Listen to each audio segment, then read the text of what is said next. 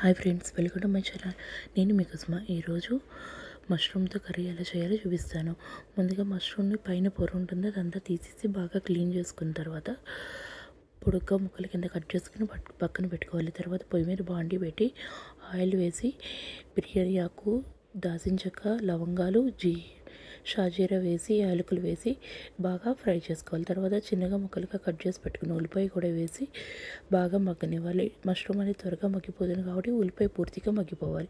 ఒక మిక్సీ జార్లో టమాటా, జీలకర్ర, దాల్చిన చెక్క, లవంగాలు, యాలకులు, క్యాషు, పచ్చి కొబ్బరి కానీ ఎండు కొబ్బరి కానీ ఏది ఉంటే అది వేసుకుని మొత్తం ప్యూరీ కింద రెడీ చేసుకోవాలి. ఉల్లిపాయలు బాగా మగ్గిపోయిన తర్వాత ఆ ప్యూరీ అంతా కూడా ఉల్లిపాయల్లో వేసి ఒక 2-3 సార్లు కలుపుకోవాలి. ప్యూరీ కూడా పచ్చివాసన పోయేంత వరకు, పచ్చి టమాటాలు వేసాం కదా, అందుకోసం మొత్తం బాగా మగ్గాలి. మగ్గిన తర్వాత మనం మసాలా అంతా యాడ్ చేసుకోవాలి. దీంట్లో కావాల్సిన ధనియాల పౌడరు, గరం మసాలా, కారం, ఉప్పు, పసుపు వేసి ఒక 5 నిమిషాల పాటు లో ఫ్లేమ్లో ఉంచి బాగా ఆయిల్ అంతా బయటకు వచ్చేంత వరకు మూత పెట్టి మగ్గనిచ్చుకోవాలి. ఈ మసాలాలన్నీ వేసేటప్పుడు లో ఫ్లేమ్లో పెట్టుకొని మనం వేసుకోవాలి. చూడండి, బాగా లైట్గా ఆయిల్ అనేది బయటకు వస్తున్నది కదా, బాగా పూర్తిగా మగ్గిపోవాలి. టమాటా కూడా పచ్చివాసన రాకుండా, ఉల్లిపాయలు కూడా పూర్తిగా మగ్గిపోయినప్పుడు అప్పుడు మనం మష్రూమ్ అనేది యాడ్ చేసుకోవాలి.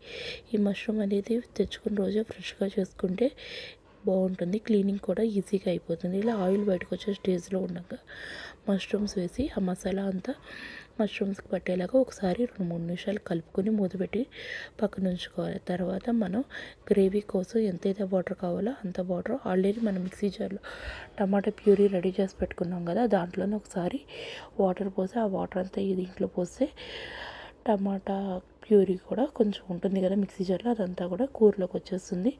మనకి గ్రేవీ కూడా రెడీ అవుతుంది. మనకి ఎంత పలుచగా అయితే గ్రేవీ కావాలో అన్ని వాటర్ యాడ్ చేసుకుంటే సరిపోతుంది. మష్రూమ్ అనేది త్వరగా ఉడికిపోతుంది కాబట్టి ఉల్లిపాయలంతా బాగా ఉడికిన తర్వాత మాత్రమే మనం మష్రూమ్స్ యాడ్ చేసుకోవాలి. మష్రూమ్స్ అనేవి చాలా తొందరగా ఉడికిపోతాయి. ఇలా మొత్తం కలుపుకొని మనకి గ్రేవీ తగినంత నీళ్లు పోసుకొని 2 నిమిషాలు మూత పెట్టుకుని పక్కన పెట్టుకోవాలి. చివరిగా గ్రేవీ అంతా రెడీ అయిపోయాక కొంచెం చిక్కబడిన తర్వాత కొత్తిమీర, కరివేపాకు వేసుకుని మూత పెట్టి ఒక 5 నిమిషాలు ఉంచుకోవాలి. అంతే, mushroom curry ready. Thank you for watching. Please subscribe my channel.